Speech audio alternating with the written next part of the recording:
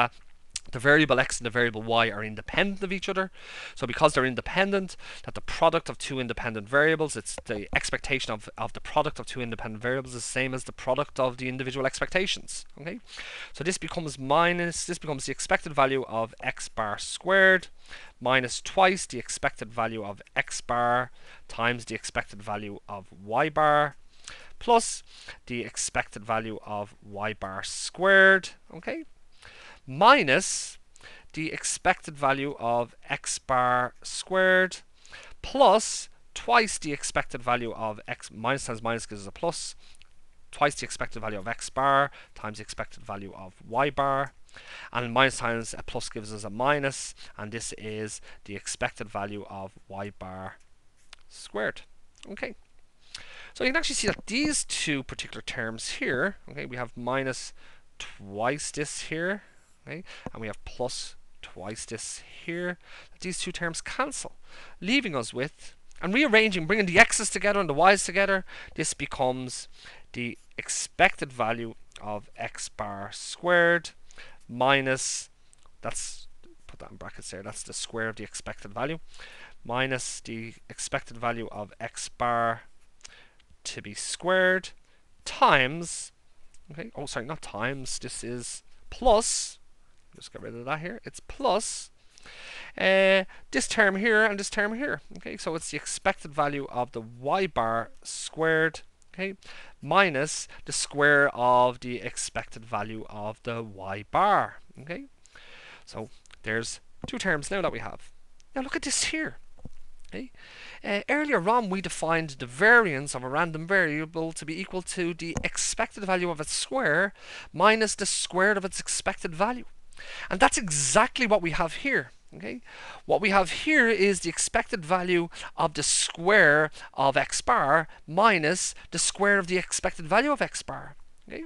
So this actually is just the variance of x bar. Okay. So this becomes the variance, okay, of x bar, okay, plus, and similarly over here, this is just the variance of y bar. So this is the variance, okay, of y bar.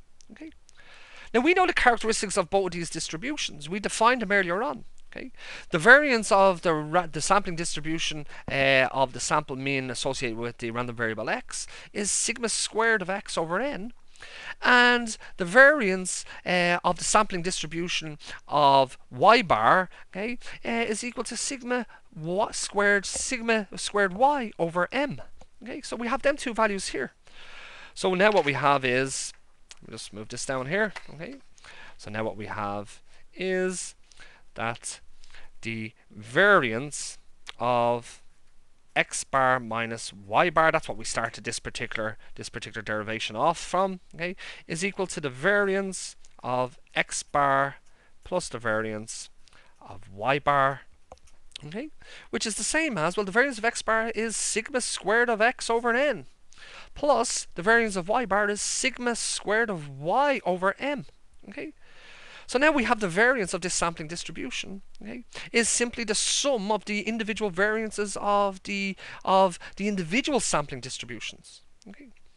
Now, hopefully what you probably notice here now is this, is that the standard deviation associated with this new random variable, this random variable that's made of the difference between two other random variables, okay, or well, this random variable that is the sampling distribution for the difference between these two means, okay, that the standard deviation is simply the square root of the variance.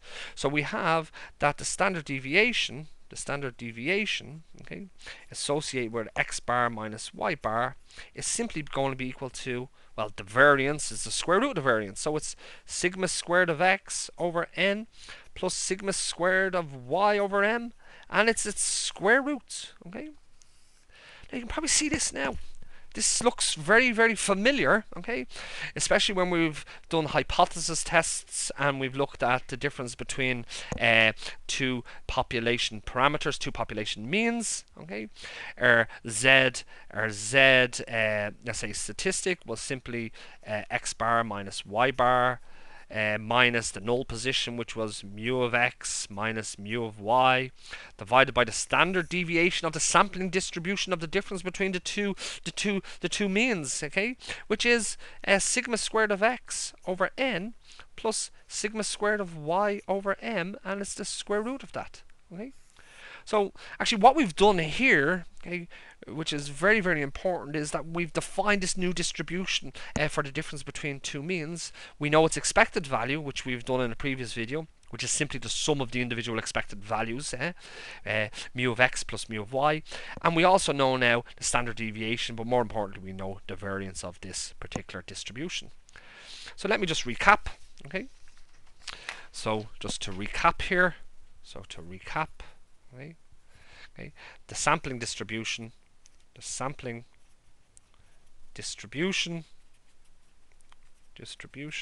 okay, of the difference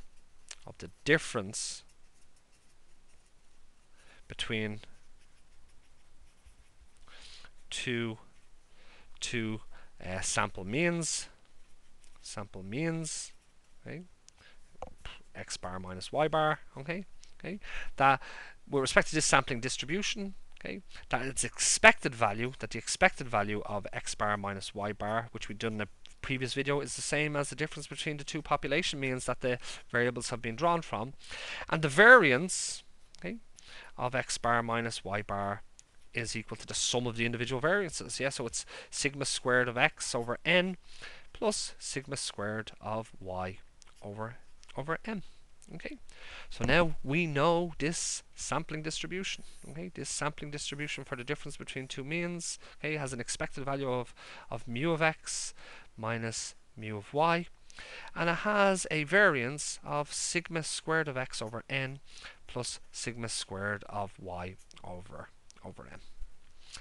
Okay, guys, I know that was a pretty long video. Okay, it was pretty straightforward. It was just that there was lots of algebraic manipulations to undertake. Okay, but once again, this was Jonathan Lambert with the Mathematics Development and Support Service at the National College of Ireland, and I do hope that this video was somewhat intuitive and somewhat helpful. Okay, so once again, thanks for your time. Bye bye.